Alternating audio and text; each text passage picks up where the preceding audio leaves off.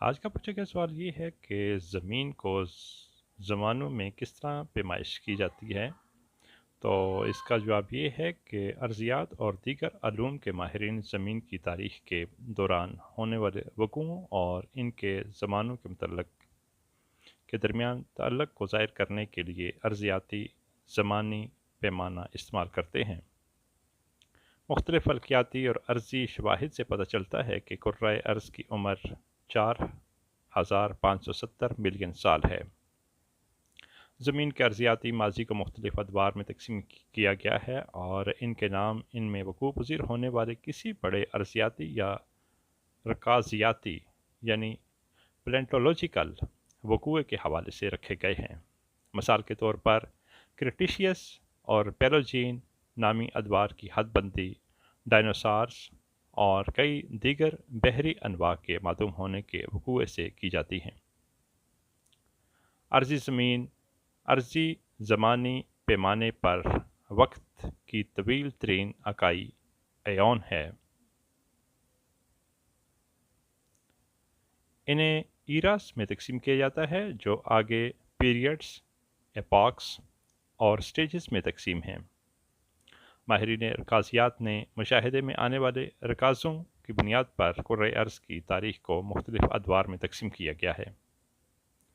ماہرین ارضیات ان زمانی اکائیوں پر ہی اکتفا نہیں کرتے بلکہ ان کی مزید غیر رسمی تقسیم کے لیے اوائل، اواخر، وسطی، بالائی، زیریں جیسی اصطلاحات بھی استعمال کرتے ہیں۔ چٹانوں کے زمانی بیان کے لیے مختلف ادوار کی مزید تقسیم کے لیے ان کے ساتھ بالائی، وسطی اور زیریں کی اصطلاحات لگائی جاتی ہیں، جیسے اپر جوریسک، سینڈ سٹون وغیرہ۔ اکائیوں کے اندر وقت کی مزید تخصیص کے لیے اواخر، وسطی اور اوائل جیسے الفاظ استعمال ہوتے ہیں، جیسے اوائل جوریسک عہد کے رکاز وغیرہ۔ اگر اکائیوں کی تقسیم باقاعدہ مسلمہ ہو تو مذکورہ بالا صفات کا پہلا حرف بڑا ہوتا ہے، بصورت دیگر انہیں چھوٹا لکھا جاتا ہے۔ عرضی زمانی پیمانے کی تشکیل کے اصول پہل 17ویں صدی کے آخر میں نکولس سٹینو نے طے کیے۔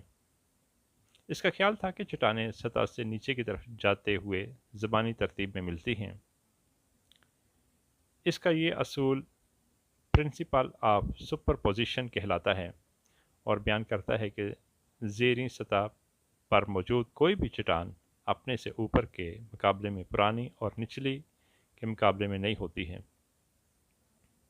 تاہم 18ویں صدی تک اس اصول میں موجود نقائص دریافت ہو چکے تھے۔ 18ویں صدی میں عرضی زمانی پیمانے پر خاصا مبسوط کام ہوا اور اس حوالے سے ابراہیم برنر کا نام زیادہ معروف ہے۔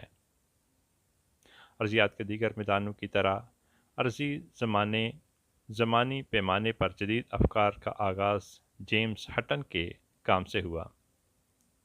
اس کے بعد سے طبقات الارض کی قدامت اور رکاز کی عمر کے باہمی تعلق پر سنجیدگی سے غور کیا جانے لگا۔ زمین کے عرضی پیمانے کی اکائیوں کے لیے استعمال ہونے والے نام یورپ اور بالخصوص برطانوی علاقوں سے ماخوذ ہیں اور بتاتے ہیں کہ ان علاقوں پر ہونے والے ارضیات کے کام نے علم الارضیات پر کیسے انمٹ نقوش چھوڑے۔ اس دور میں موسمیاتی اثرات، ترسیب، کٹائی اور پتھرانے جیسے کئی عوامل کی تفہیم نے طبقات الارض کی عمر متعین کرنے کے کام کو متاثر کیا۔ 1896 میں تابکاری کی دریافت کے بعد طبقات الارض کی عمر کے تعین کا ایک نیا طریقہ ریڈیو ایکٹیو ڈیٹنگ ایجاد ہوا جو اب تک مستعمل ہے۔